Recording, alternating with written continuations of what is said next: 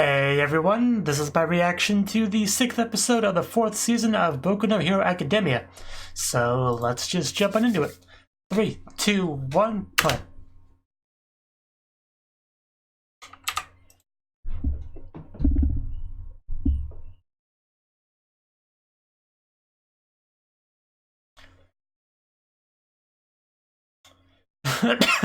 Guess we're all meeting up here. Coincidence is just growing, isn't it?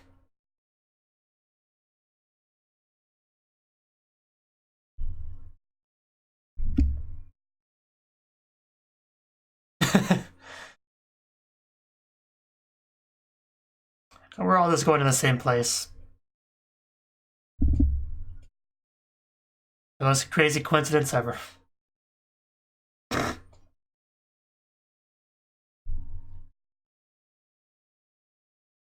I see a pattern here.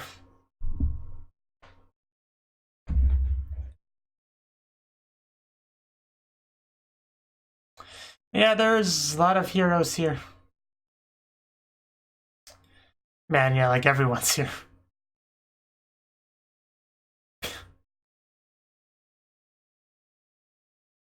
Something big's going down.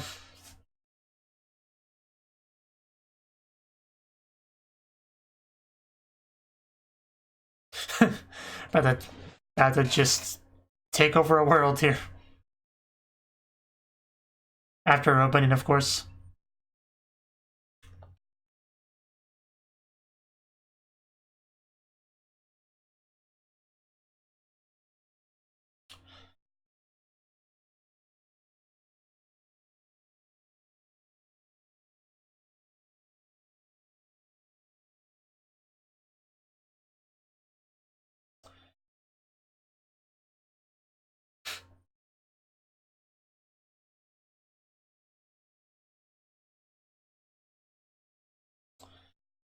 It's a good thing the BMI hero's in the back in that shot.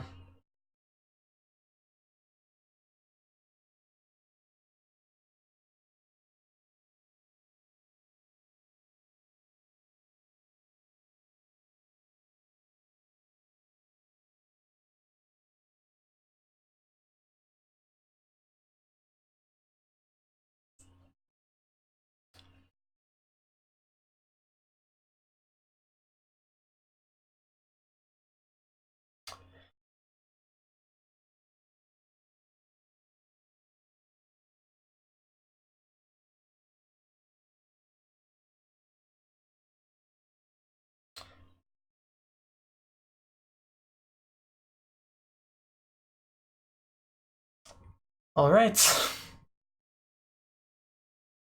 Hugs.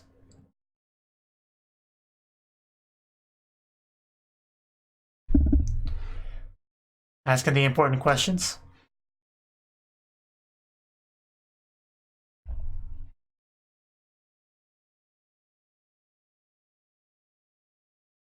She did say that. That matter.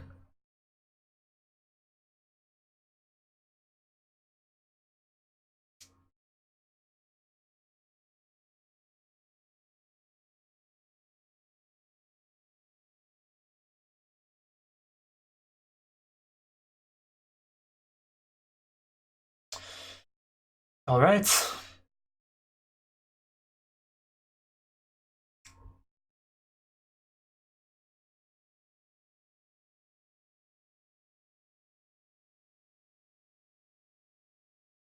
Yeah, for sure.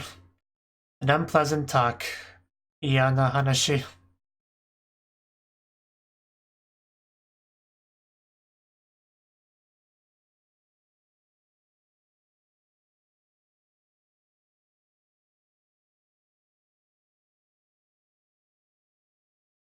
Yeah, the Reservoir Dogs.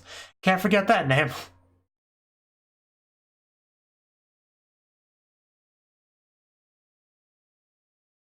A voice.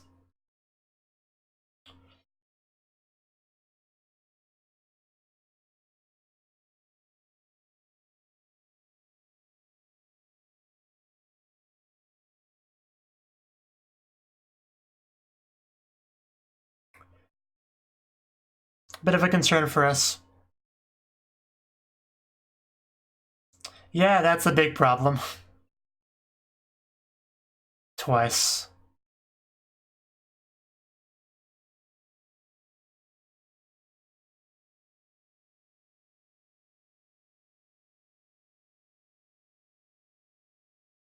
Right.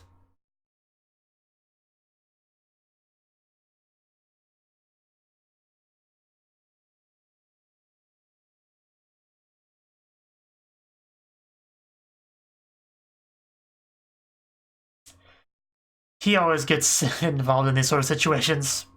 It's not your fault.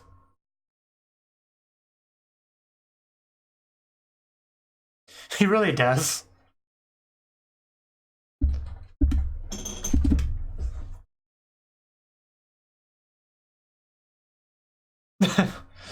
Okay. Uh...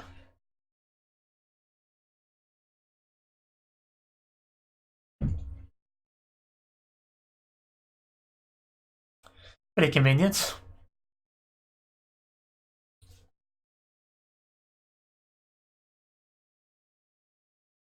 Think you're exaggerating a little bit there. Yes, us.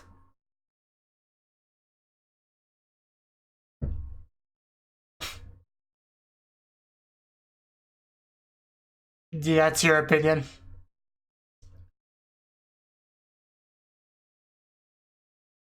That's a safe bet.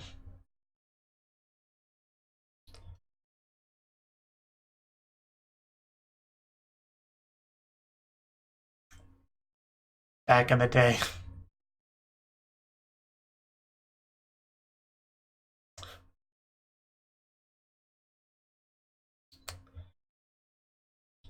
Very dangerous quirk.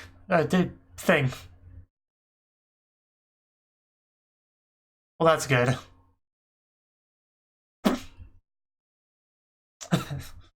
Right.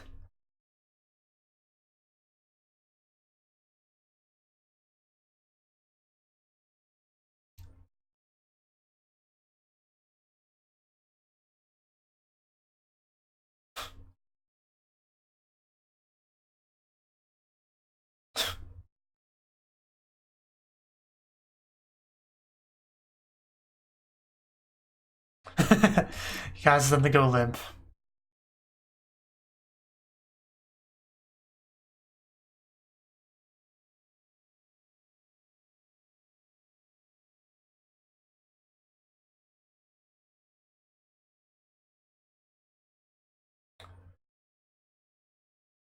Still very scary.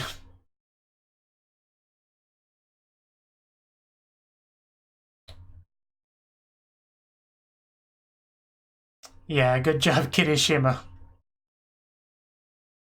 Can't pierce his body. It's not that hard to follow. I'm getting some fans.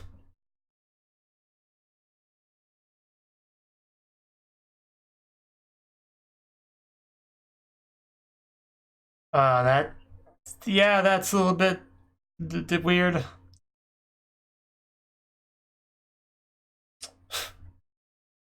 Yes, the dark underworld. Yeah, that would be the implication. Like, we know Ball for One could steal quirks, but not destroy them, right?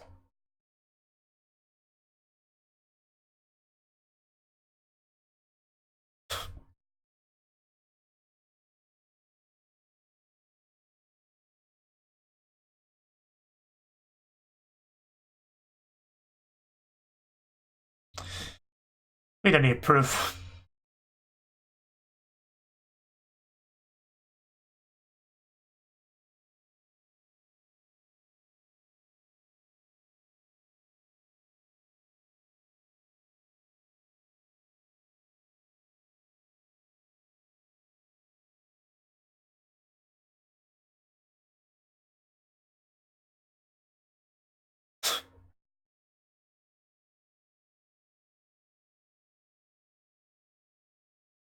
We're working on that. Overhaul. Okay. That's what he does.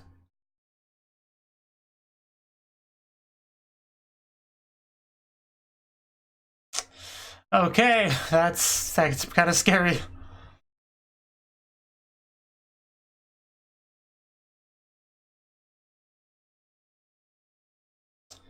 Yeah, he was a dangerous man. We met her.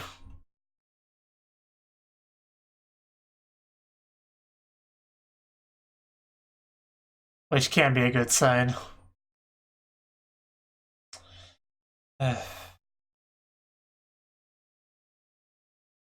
I guess so.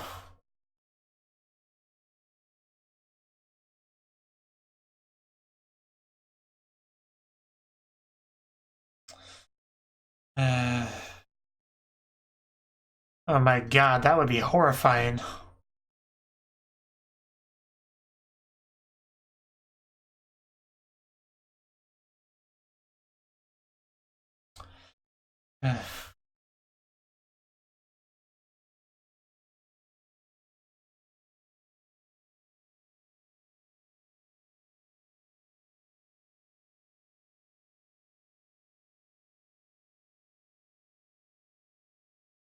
That would be just the worst. Like that, we can't let that be a thing.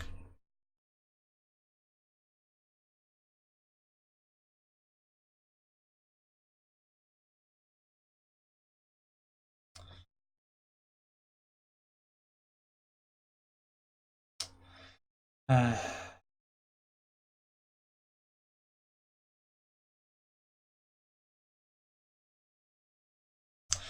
Neither of them feel good about it, though.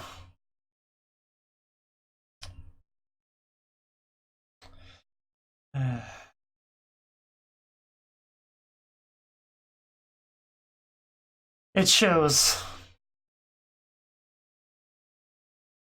You better, and I do agree we should have just taken her then. But it's easy to say things like that with hindsight, but how would things have actually went if we tried? Seriously, sorry to say.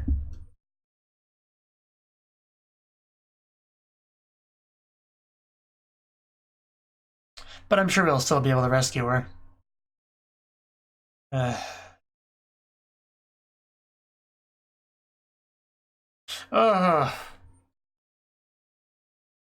Yeah.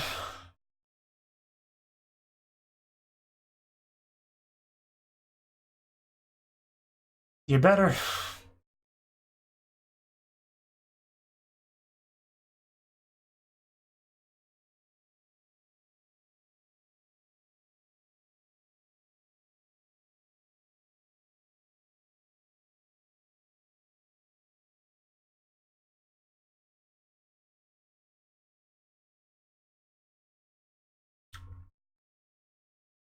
Oh, I guess he didn't tell.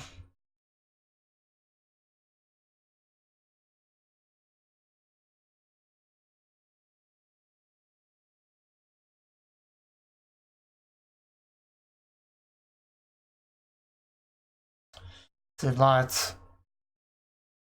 We narrow that down a bit.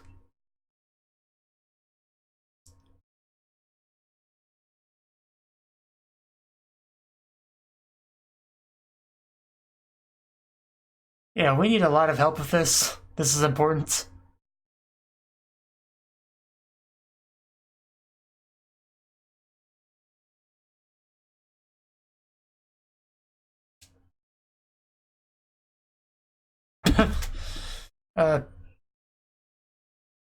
Okay. I mean, we're doing our best here.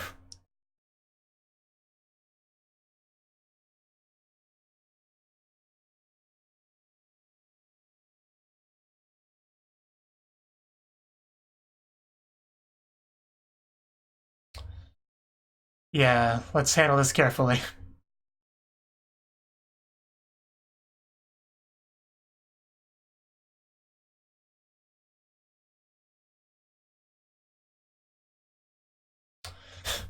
Go for it.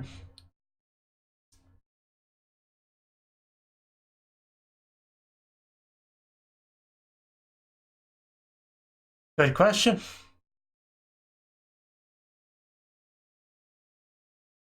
Why?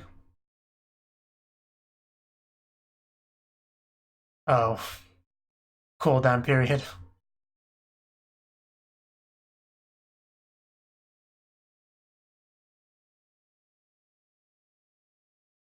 What a horrible power, having to experience flashbacks all the time.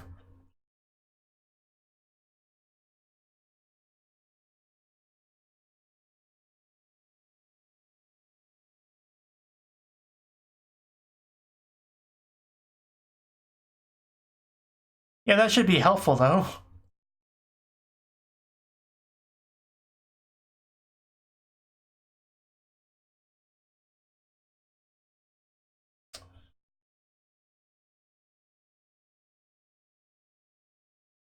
That would be unpleasant.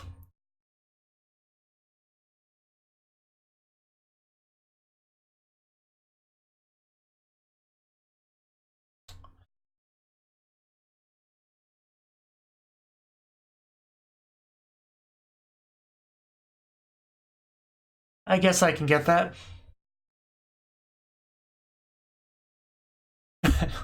Yeah, I guess that would be good to know for the individual.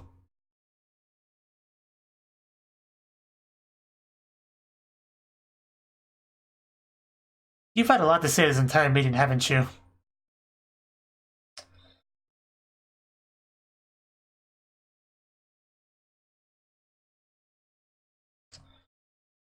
Man, this has been a really tense scene.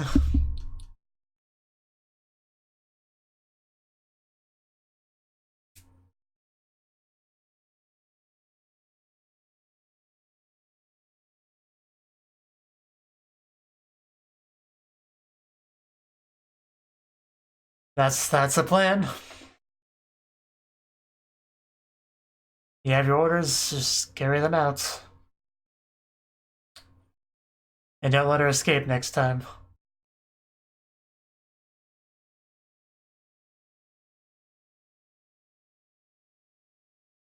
You really can't blame yourself too much for that.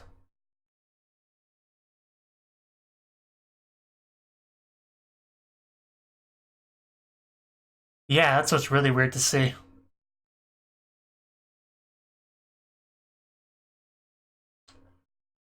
How could anyone do that?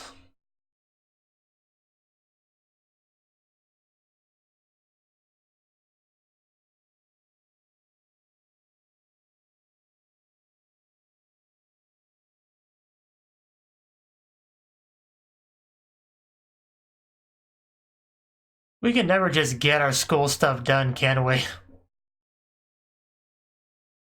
Always a League of Villains and stuff just ruining literally everything.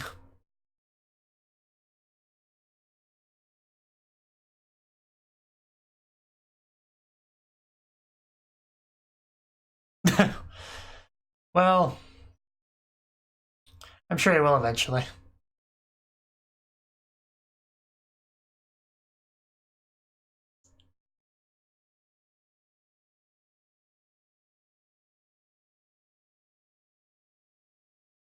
I bet he will, with how strong he feels about that whole thing. Nothing's gonna stop him.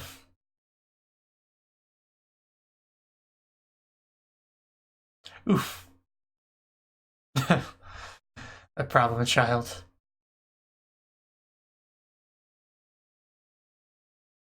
When I hear problem child, I mostly think of Bakugo, but it really does apply to Deku as well. Yeah, Mirio's not gonna feel down for too long, I'm sure.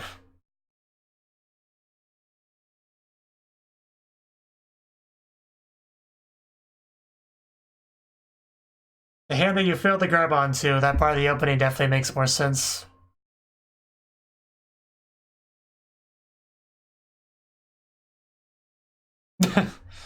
Yeah, a little bit too long.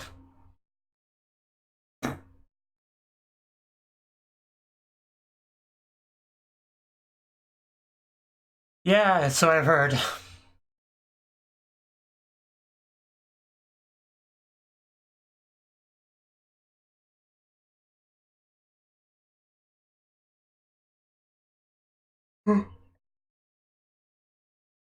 Yeah, it was probably their best chance to make up.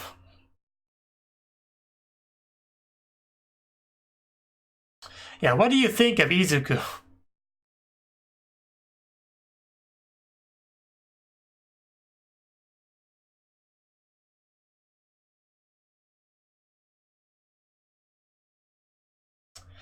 Well, I could have told you that.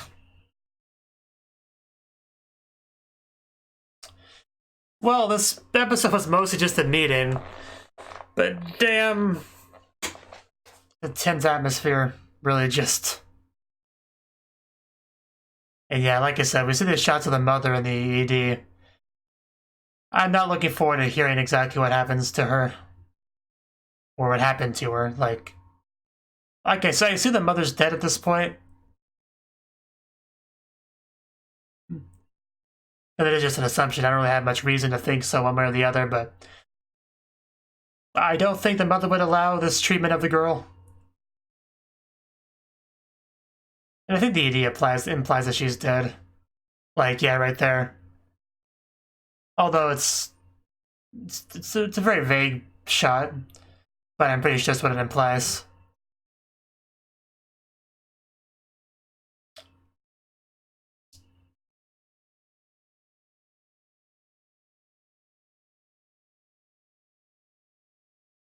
But even if it's the case, it doesn't explain exactly how or when.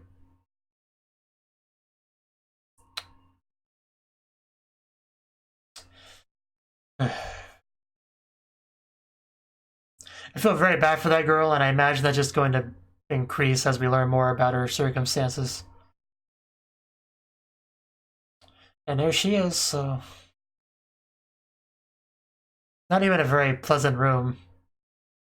I mean, the room could be worse, but... It's like no windows. At least she's got toys, I guess. She still looks terrified, though.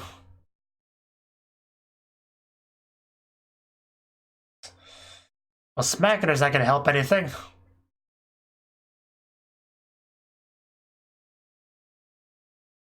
Like, you can just tell she's not happy at all with her situation.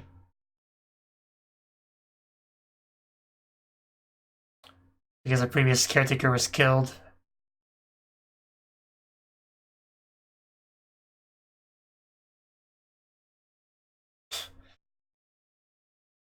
Having friends to hang out with, not being a prisoner in your own home.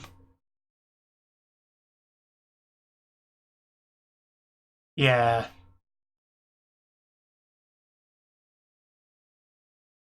Someone that actually cared about you. Definitely not gonna forget Deku.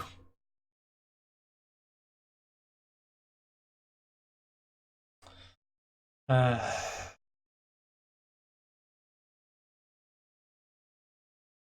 he hasn't forgotten you either. He will rescue you. Just give it time.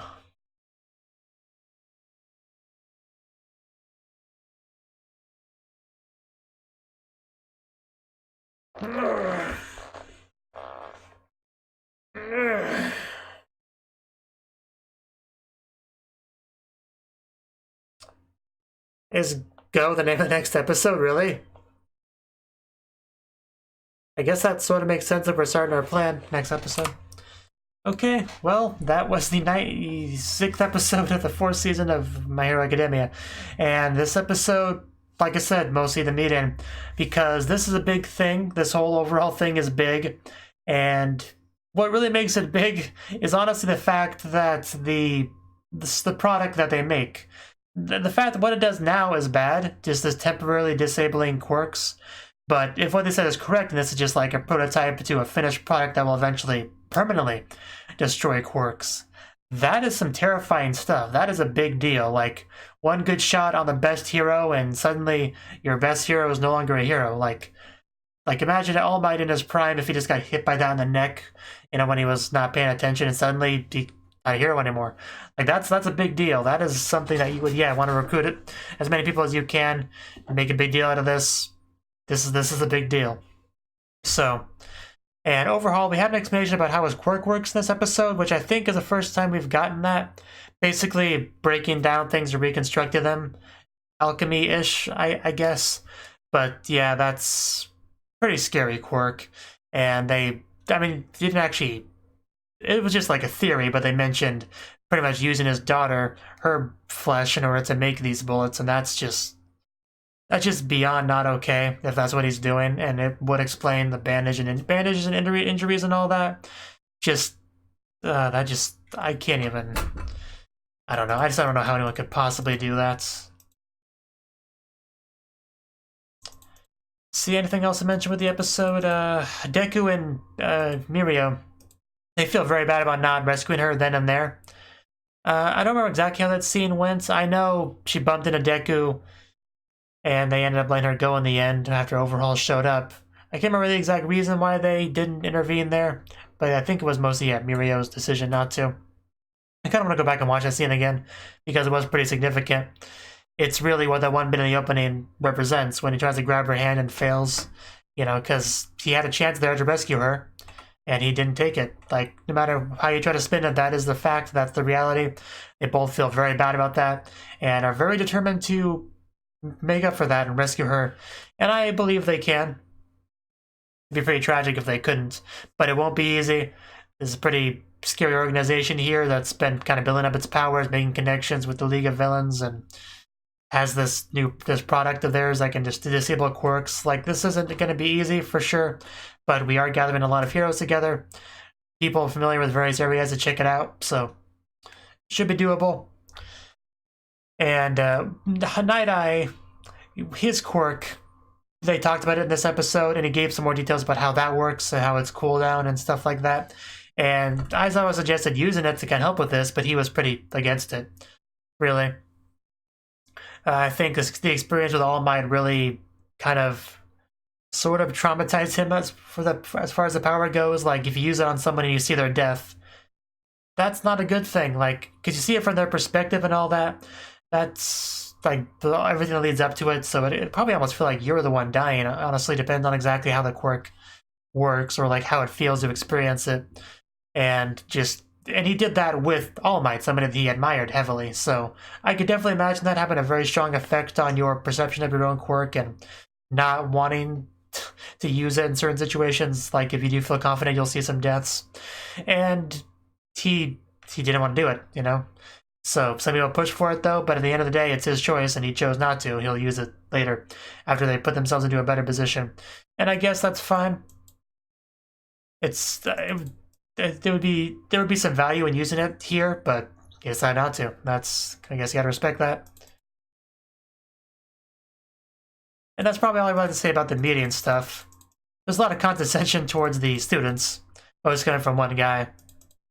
And, Kirishiyama did seem to be a little bit slow on the uptake in some of this stuff. So I kind of get where he's coming from after I saw some of those bits. But still.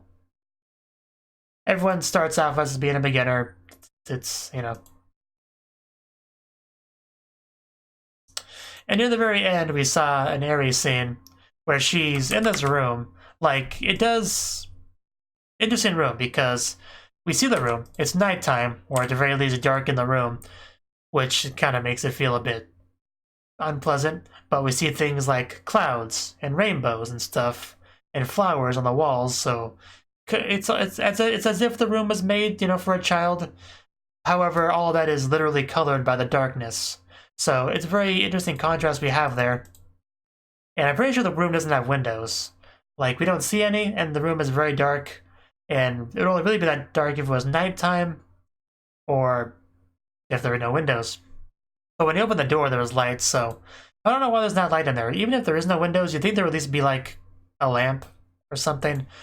So, not sure what the deal with that is, though. But, like, her caretaker that walks in, he doesn't look all that friendly at all. Like, a little bit scary. And then we see she has some literal toys that she doesn't touch. She doesn't want them. Even though they do seem like the kind of thing someone her age would like. What's this one say? Cutie dresser. Okay. But you can tell just a look on her face, like, she doesn't like this person. She doesn't trust him. She's scared. She doesn't like her situation. But she can't do anything about it. She ran away once and then just got brought back, so I don't know. She escaped once, so maybe in some ways she would have more confidence in being able to escape again, but maybe the exact opposite because she was taken back. I'm really not sure how that would affect your thoughts on that, since I've never been in that situation. But she did meet Deku. That was the biggest thing of her escape, is that she met Deku. She saw that there is some warmth and kindness out there in the world. People that, you know, aren't gonna abuse her for their own uses and all that, so that probably would push her a bit more to try to escape again, I would imagine. She very clearly can forget Deku here. But overhaul is definitely going to be more careful this time by not escaping. So just seeing her laying on the bed crying like that, this is 4 seasons of this show. I don't think there's been a single character I felt as bad for as Eri. I mean, before now it was Todoroki that I felt the most bad for, but I think Eri's kind of usurped that a little bit. Actually, not sure. Was Todoroki the one I felt most bad for? Definitely the main character I felt the worst for. But we did see some minor characters that had pretty bad situations. Like that one kid that was taken care of by the kitty cats. You know, his parents killed and then met up with their killer later. You know, that was pretty bad. But yeah, I think Eri just kind of passes all of that. And we don't even know everything yet about her circumstances, like the mother, which I'm sure we'll get some of that. They do show the mother enough in the ED where surely there's got to be some scenes dedicated to talking about that. Because so far they haven't mentioned anything about the mother. They just said, yeah, Overhaul's got a daughter. You can't make a daughter by yourself. You need someone to help with that. So the fact that they haven't mentioned her at all is interesting. But there's definitely a story there somehow. Anyway, I've talked way too much about that episode where not a lot really happened. So yeah, we'll end it off here. Thank you for watching, and a special thanks to Cnouki for supporting the channel. If you enjoyed this video, I hope you consider clicking the like button and leaving a comment, because that's a great and easy way to let me know that people want more. If you want to do something big to help the channel, you can support me on Patreon and get nice benefits like early access to certain videos. See you next time.